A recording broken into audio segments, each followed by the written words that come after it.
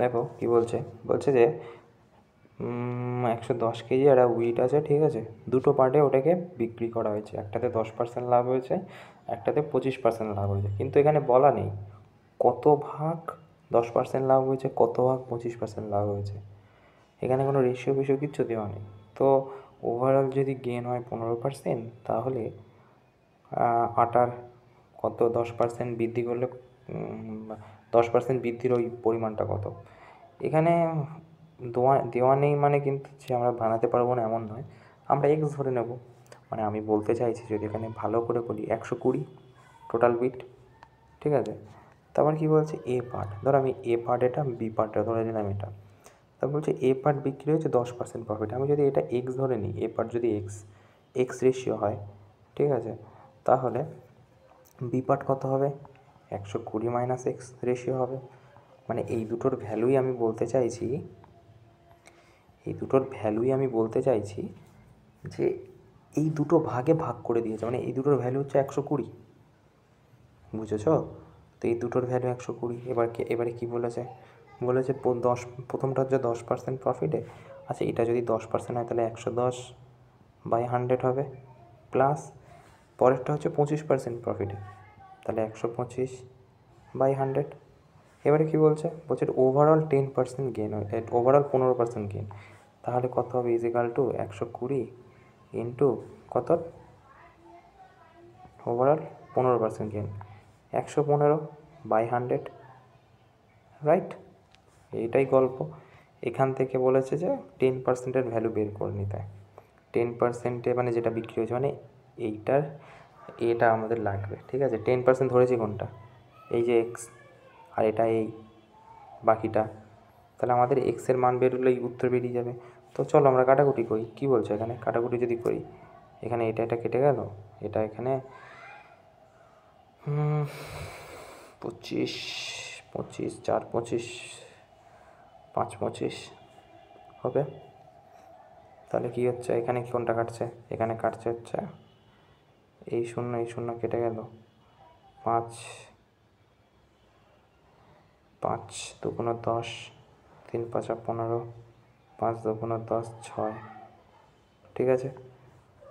তারপর কী বলছে, এটা যদি গুণ করি তাহলে কত দাঁড়াচ্ছে, 6 2 3 6 18, 8 1, এবার 13, 1 3 8, তাই তো। 1 3 8 যদি এখানে হয়, তাহলে এখানে কত আছে দেখতে পাচ্ছ, 11x বাই কত আছে 10, প্লাস নিচে 4 চলে আসছে, আর এটাকে যদি 5 12 60, 600 মাইনাস 5x হচ্ছে, ওকে। এটা যদি আমরা এলসিএম নিই কত হচ্ছে, এখানে এলসিএম যদি নিই তাহলে হচ্ছে 20, তাহলে 2 4 2 8, 8x হবে, আর এটা কত হয়ে যাবে, 5 5 6 30, 3000, ঠিক আছে। মাইনাস কী হবে, মাইনাস হবে হচ্ছে 5 5 5 25x ইজিক্যাল টু 1 3 8,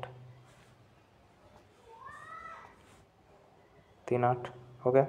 তো এটা যদি 1 3 8 দিয়ে গুণ করি 20, এখানে 20 উঠে চলে আসবে না, তো এটা যদি গুণ করি, যা হয় হোক, তো এটা যদি গুণ করি 138 আর 20 গুণ করলে কত হচ্ছে, 138 আর 20 গুণ করলে হবে 2726, 2760,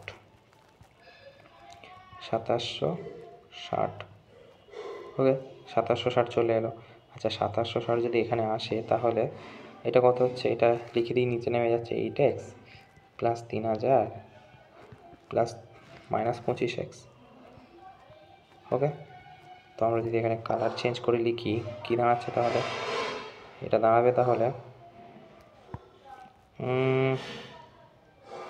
আচ্ছা, এটা মাইনাস আছে তাই না, এটা 25x, ওকে। এবারে কী বলছে দেখো, এবারে বলছে হচ্ছে আমরা তাহলে একটা কাজ করি, এটাকে এদিকে নিয়ে চলে আসি, আর এই দুটোকে এখানে নিয়ে চলে যাই, তাহলে এদিকে কত হচ্ছে 25x হবে, মাইনাস 8x হবে, আর এদিকে যদি চলে আসে তাহলে কত হবে, 3000 থেকে 2760 বাদ দিলে, 3000 থেকে 2760 যদি আমরা বাদ দিই তাহলে হবে 240, রাইট, 240। তো এটা যদি বিয়োগ করি কত হচ্ছে, আমি কি ভুল করলাম, 10 2 20, 2 4 2 8, ভুল করেছি। কোন জায়গাটায়? এই যে এই জায়গাটায়।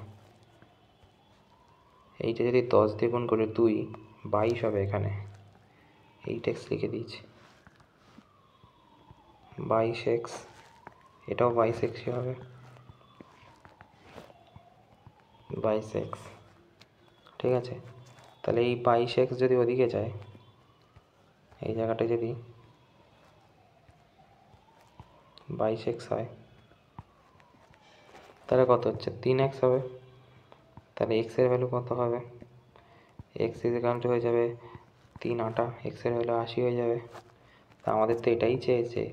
দেখো প্রশ্নে 10%-এর কোনটা কত কেজি হবে? 10%-এ কোনটা? 10%-এ তো ছিল এইটা। তাহলে x এর ভ্যালু বের করতে হবে। যদি বলতো অন্যটাতে কত, তাহলে এইটা x এর ভ্যালু x এর জায়গায় বসিয়ে এটা করে দিতে হতো। ওকে, তাহলে 80 হবে উত্তর, 80 কিলো।